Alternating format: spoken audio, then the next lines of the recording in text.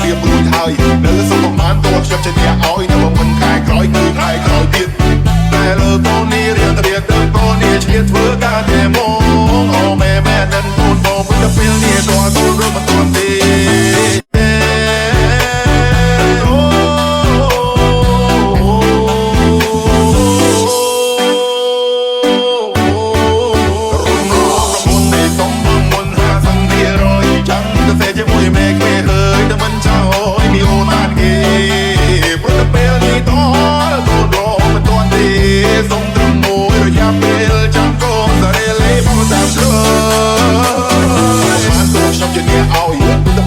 ខ្ញុំត្រៀមរួចហើយនៅសុំប្រមាណតខ្ញុំជាអ្នកឲ្យតែមិនខែក្រោយគឺខែក្រោយទៀត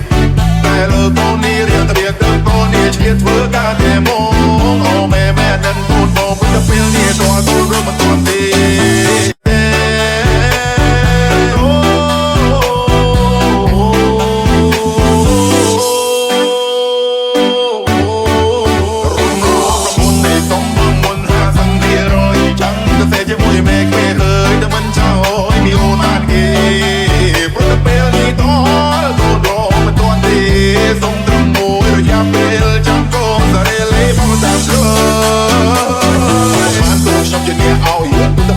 ខ្ញុំត្រៀមរួចហើយនៅសុំប្រមាណតខ្ញុំជាអ្នកឲ្យតែមិនខែក្រោយគឺខែក្រោយទៀត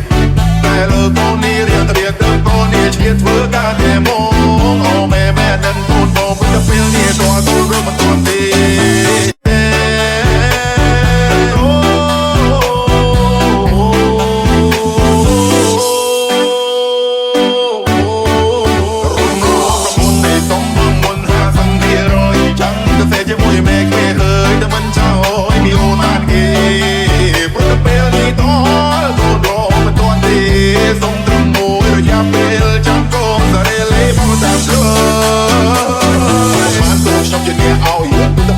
ខ្ញុំត្រៀមរួចហើយនៅសុំប្រមាណតខ្ញុំជាអ្នក